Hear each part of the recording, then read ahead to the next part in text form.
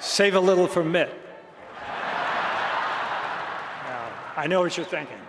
Hollywood train its stars to be perfectly polite, but there is one man who missed every single media training class, Clint Eastwood. These are his absolute zero filter moments. So when you're in a Clint Eastwood movie, you don't even know the camera's rolling, and you just hear over your shoulder,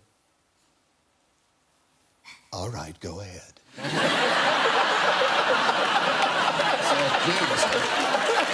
Up, and you just keep doing it until you hear him say, "That's enough of that."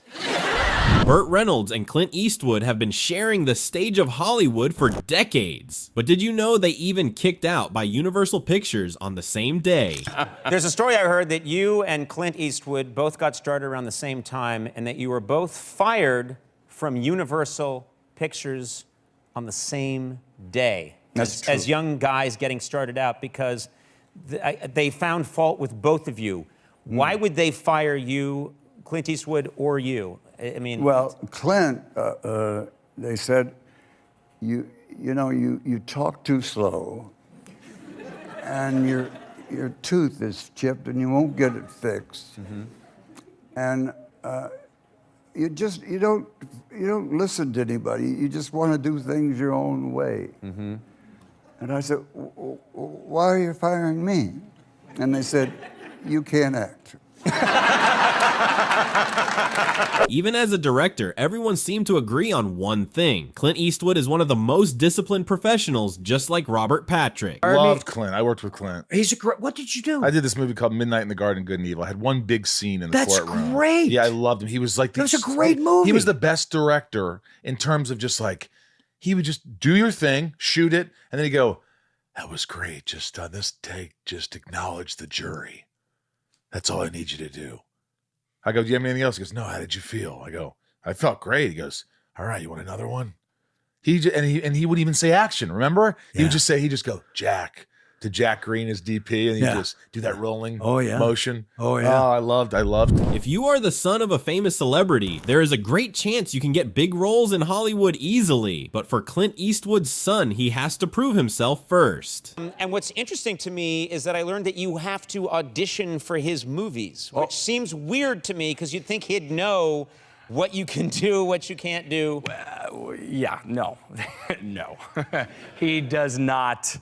He does not. I don't think he likes me in his movies. You know, because here's the thing.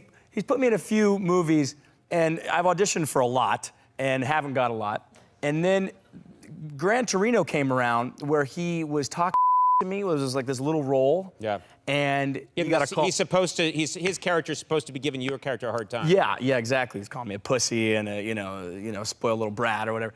And so he gave me that role, and on the day we were shooting it, there was a lot of stuff that came out that wasn't on the script there. What? That wasn't in the script. Right. Okay. Yeah. And so did it make you think like he's working through some issues? Yeah, Maybe? yeah, I think. Oh, I got a part for the kid. Give him this part. The part where I chew out that punk. I think it was a lot of pent up over the years of me pissing him off. Yeah, you piss him. Finally, how's Dad? Dad's good.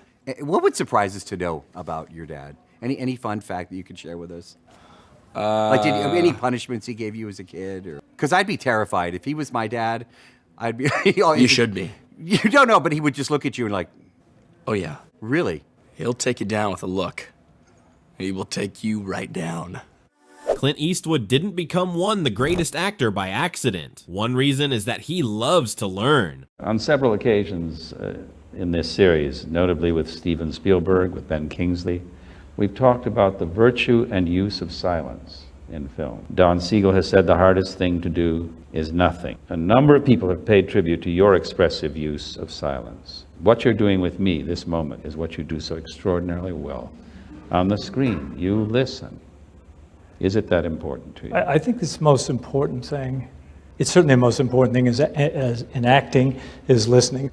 Anybody can expound a lot of dialogue, but a lot of people don't listen well. In fact, I think it's something in life, my wife and I were talking about this the other night, is one of the great things I think they ought to be teaching in schools, and not for acting, but for just life in general, is the art of listening. It's something that a lot of people don't understand, and a lot of people may listen or attempt to listen, but they don't hear, or they don't absorb what they're listening to. When Clint Eastwood speaks, even Hollywood stars like Matt Damon stop and listen. It was lifestyle. You know, my dad actually plane crash in his early 20s, and it was off San Francisco, and he had to swim like a couple miles in that water to survive. Yeah. Holy shit! He crashed into the water. Yeah. Most people don't know that. It's Whoa. It's pretty crazy. He and I'm gonna butcher the details, but just from growing Fake up. news. What happened was he was in the Army, and it was right around the time the Korean War was starting, and they were flying. They were doing a routine flight or something, and they had to crash land in the ocean. Whoa. And it was getting night, and I believe the pilot died, and I could be wrong on that. The pilot died, but the other guy he was with, him and this other guy, they were swimming to shore, and they got split up because it was getting dark at night. Whoa. And so then now they're swimming alone. I think I saw some familiar names on the tombstones in the cemetery. You might have. One was Donald Siegel, and the other was S. Leone. That's the only well. Wishing anything on him.